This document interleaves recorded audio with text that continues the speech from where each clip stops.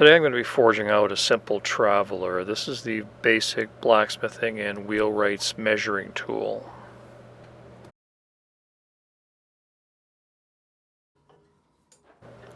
I'm going to start by forging the wheel, and then I'm going to measure the handle around that. I'm going to make the wheel out of 3/8 round bar, and I'm just welding it up the same way you would a simple chain link.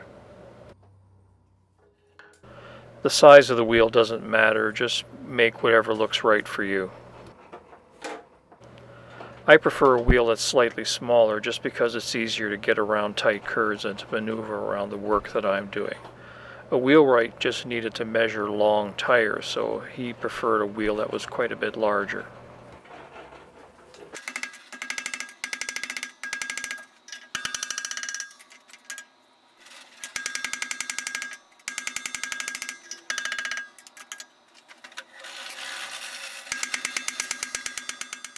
Once the wheel rim is welded up, I'm going to hammer it out so it's flat. I could have used a 1/4 by 1/2 flat bar to do this, but I didn't have any, so I'm building everything out of 3/8 round.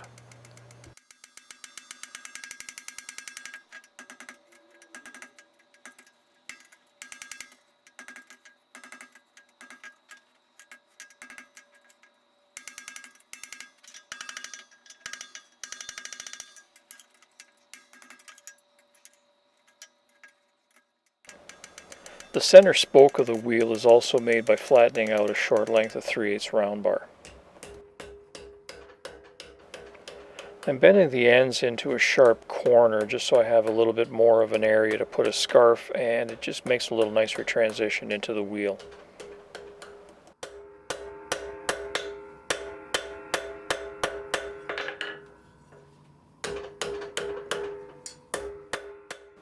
I'm going to be laying the spoke over the center of the wheel just to get an idea of where to cut it to length. If it's a little long, it doesn't really matter because you can just create more of an S shape in the center spoke to take up the extra length.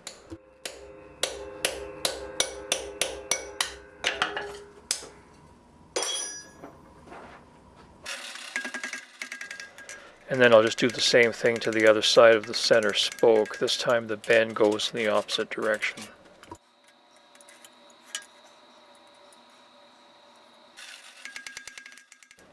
Here I'm just thinning out the edges slightly to make a crude scarf joint. I'm not concerned about making a perfect weld here. These welds are always visible on these travelers.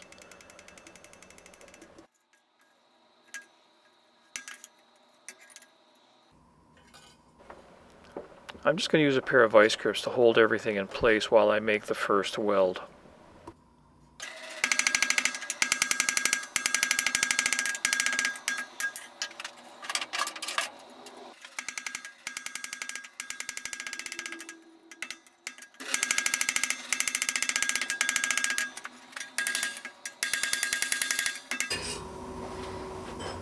Before I go any further, I want to make sure that the center spoke is actually in the center of the wheel. So I'm using a pair of dividers set roughly to a radius to see where it lines up with the center spoke. And then I'll just adjust it to where it needs to be so that the center mark lines up right in the center of the spoke.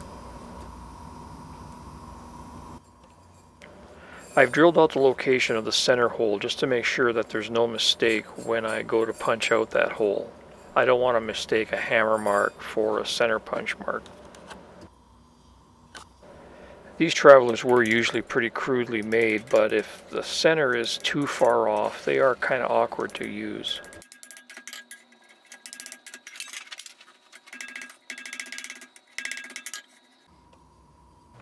Here's a setup I use to true up the outside of the wheel. Because I have a punched hole in the center of the wheel, I've lost my center punch mark that I need to anchor the dividers. So what I've done is I've placed a center punch mark on the top of my vice jig, and I've centered the wheel over top of that punch mark. Now I can use one leg of the dividers to reach through the punched hole and anchor to the top of the vice jig, and then I can scribe the outside of the wheel and trim it to shape. The handle is made out of 2 parts. I'm going to be bending and welding a simple loop for the main part of the handle, and then I'm going to weld 2 thin plates to the side of that to make the forks that actually hold the wheel.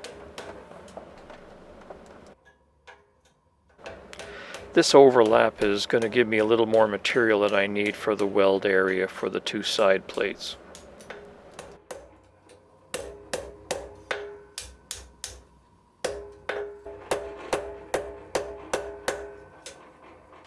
Here again, I'm just creating a pretty crude scarf joint. This weld is going to be totally covered by the side plate, so it really doesn't matter how this weld looks.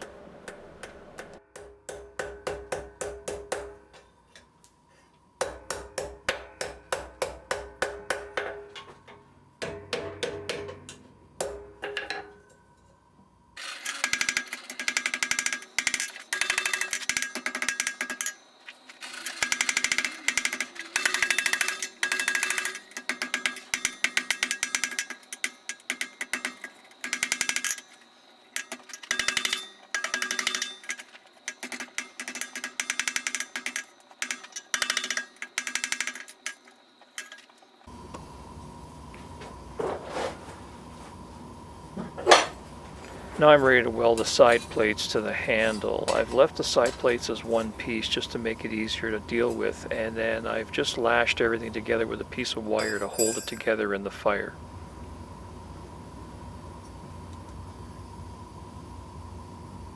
Side plates are just made out of 14 gauge sheet metal, and you really need to heat that whole package up very, very slowly so you don't burn up those side plates.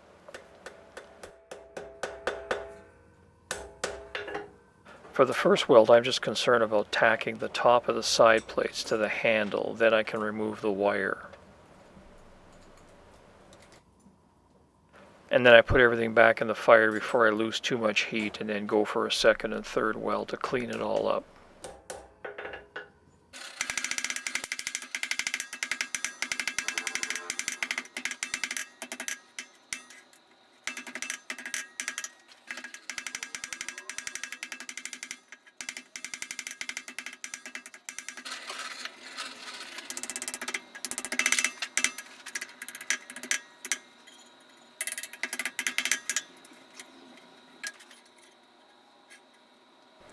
And then you just rivet it together the same way you would everything else. You rivet it all up tight and then throw it back in the fire to work it loose. For the traveler to work well, the wheel really needs to be free spinning. As I mentioned earlier, the wheel can be made any size because you're not actually measuring directly off of the wheel.